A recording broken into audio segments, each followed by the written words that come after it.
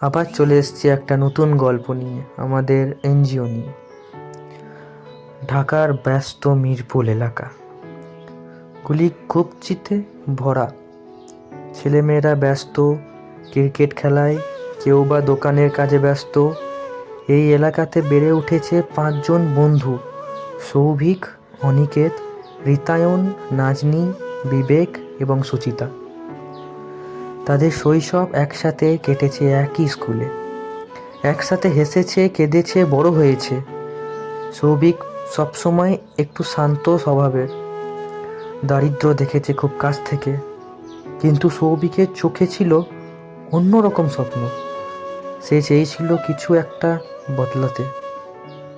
অনিকেত ছিল দলের সবচেয়ে স্পষ্টবাদী, যে কোনো অন্যায়ের বিরুদ্ধে মুখ খুলতে একটুও পিছুপা হতো না।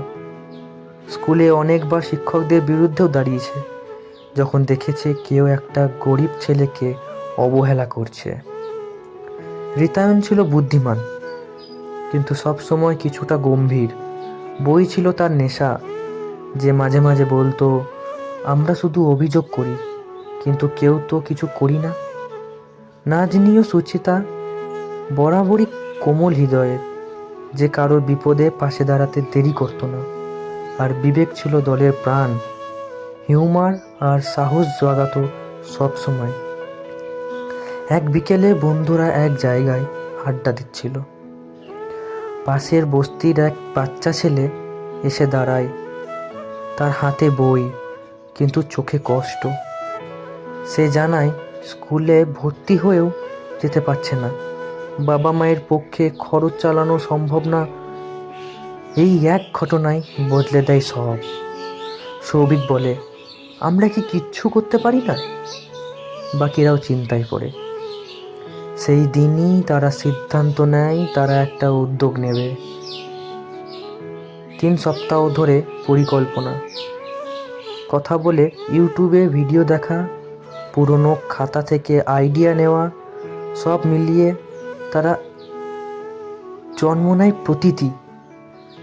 প্রতিটি কারণ তারা চায় এই শহরে অন্ধকার কোণেও শিক্ষা ও স্বপ্নের আলোর ছড়াক।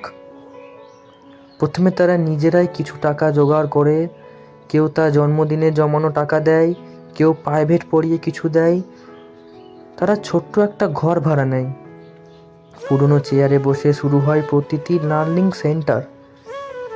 প্রথম ব্যাচে মাত্র 8 জন শিশু। তারা আসে কৌতূহল নিয়ে, কেউ আসে খাবারের লোভে, কেউ আসে খেলাধুলা আশায়। ধীরে ধীরে তারা বুঝতে শেখে, এখানে ভালোবাসা আছে, শেখার আনন্দ আছে। সব কিছু এত সহজ ছিল না। বাড়ির বড়রা প্রথমে সমর্থন করেনি। পড়াশোনা বাদ দিয়ে এনজিও করবি, পাগল হয়েছিস নাকি? এই কথা সবাই শুনেছে। তারা বইয়ের অভাবে ক্লাস নিতে পারেনি অনেক দিন। লাইট না থাকায় সন্ধ্যার পর ক্লাস বন্ধ করতে হয়েছে। পুলিশ পর্যন্ত এসে জিজ্ঞাসাবাদ করে গেছে একদিন, তোমরা কি করো এখানে? তবুও তারা হাল ছাড়েনি। একদিন এক সাংবাদিক তারা প্রজেক্ট নিয়ে একটা ফিচার করে, সেটাই বদলে দেয় চিত্র। সামাজিক মাধ্যমে আলোড়ন উঠে, এত অল্প বয়সে এমন কাজ। অনেকে সাহায্যের হাত বাড়ায়, কেউ বই দেয়, কেউ খাতা, কেউ বা ভলেন্টিয়ার হতে চায়। এখন প্রতি মাসে 100 জন শিশুকে শিক্ষা দেয়। সপ্তাহে একবার হেলথ ক্যাম্প করে। বস্তির ছেলে মেয়েদের জন্য তারা লেগে পড়ে থাকে।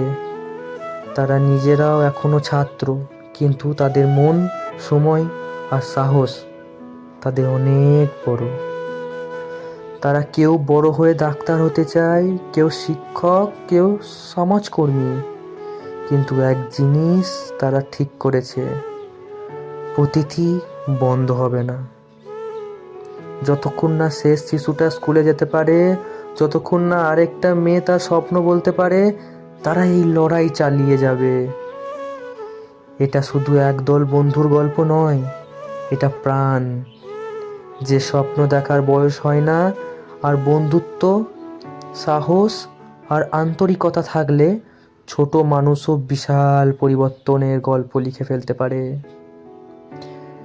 এটাই হচ্ছে আমাদের প্রতীতি।